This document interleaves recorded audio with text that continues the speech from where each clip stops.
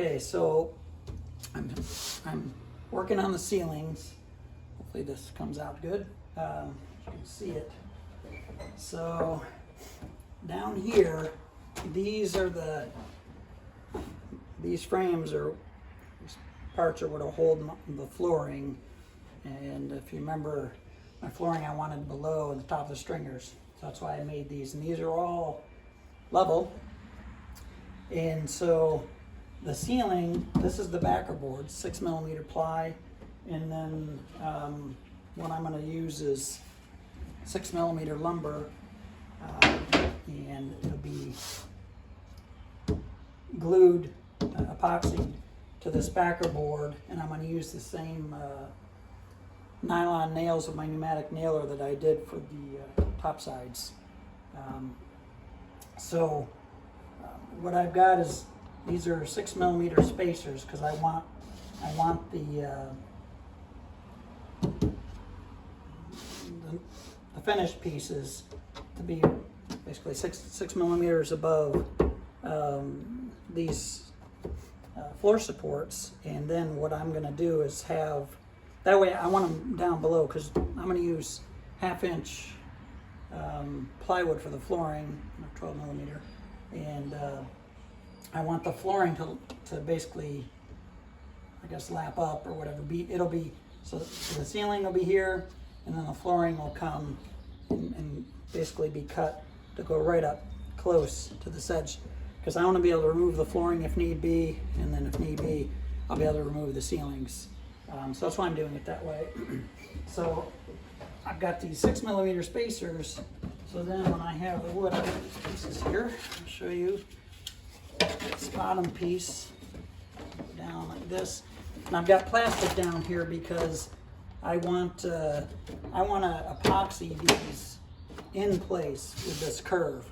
If I did it on a table, it'd be flatter, and then when I go to install these, I'd be fighting the curve all the time. I want these to epoxy basically this board with this curve, so that way if I remove it, because I plan on epoxying these in, and then I will remove the ceiling once all these strips are in there, and then I will bleach them and stain them just like I did the top sides. So I've got all this plastic just so I don't accidentally glue something that I don't want to be glued. So got a board there, and this board here, because of the nature, these are 2 7/8 inch wide, and then I plan on having 3/16 inch gap in between each plank, and that's what I'm going to do on the decking too.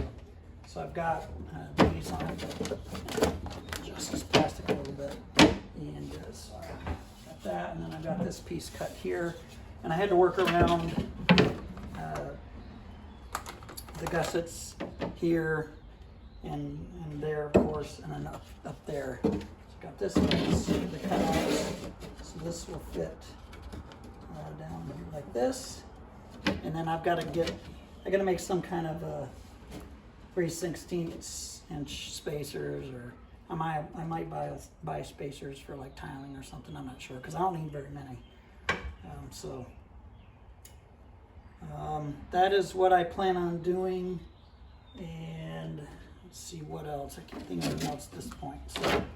So that's how I'm going to be doing this, and then when I go to do the epoxy, I'm going to do a similar method that I did on the top sides and use thickened silver tip epoxy and apply it to both the surface where it's being epoxied and the back side of these strips. So I'm getting close to be ready to do that. Oh, and the other thing that I'm going to be doing, the same as I did on the top sides, I'm going to have little square, probably 4 or 6mm pieces of plywood that I'll actually nail into instead of have my nailer right on to these, because it puts little marks on it. And so then after it cures, then I just snap those little squares off. And you can see how I did that in my videos about when I did the top sides. But when I do that though, I've got to I will have plastic in between those spacers, or those kind of like little washers, basically wood washers, and this, because I don't want those getting glued to this. So that is how I plan on doing this. What I need to do before I can attach these parts that I was just showing for the ceiling, port side, I need to plane them down 6 millimeter. They're a little over 6. I want them all to be 6 millimeter, and I've got the bottom strip ready, and which consists of basically two parts, and then this next one up. I probably will cut a third one before I epoxy them. I'll probably try to do all like 3 at once, but I may only do 2. We'll see. What I should have done is plane these down before I cut these notches out of them. So I'm hoping when I run this through the planer, it'll work okay. Hopefully it won't tear it up too bad. So we'll see. And this one, I've only got one little notch, well, plus this end. So hopefully it won't tear them up. So that's about what I'm going to do. I'm going to get this set up. I've got a test piece that I'm going to use to get my depth or the thickness set just right on my planer, and to get it close to 6 millimeter, and then that's what I'll use to plane these. I use that setting. So I may try an action photo here. I haven't really ever done that typically, so we'll see. Maybe I'll take a video while I run this. I mean, it's just a planer, but anyway, I may try that.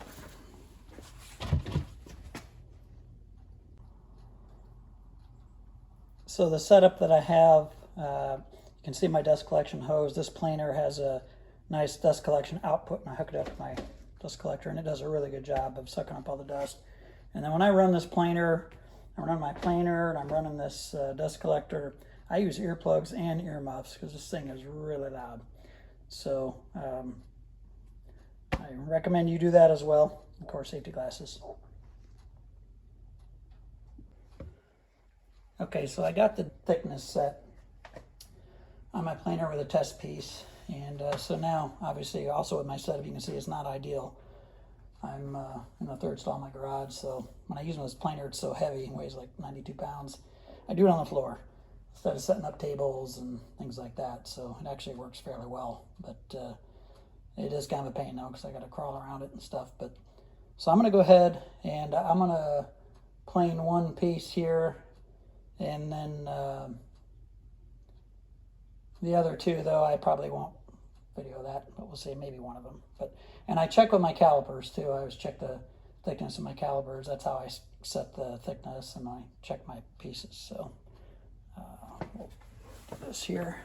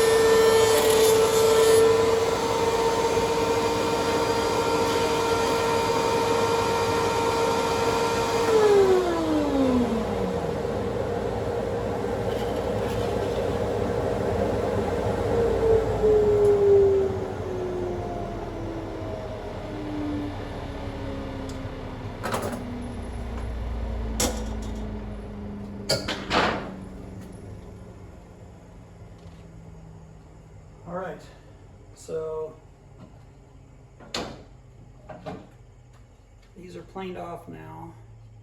And I forgot to double check. I had these marked what I want the inside sides to be and which sides I wanted to plane. And I think I got lucky on all three of them. So, and this last piece, I had a little bit right at the end. It did a little bit of, I think it's called sniping, because the board I think flexed up a little bit right at this last part, so I got sort of an indentation, but that won't. Actually, where this will be, it'll be, you'll never see it, fortunately. It's going to be behind one of my little buddy seats on either side of the engine, the seat on the port side, so it won't show, fortunately.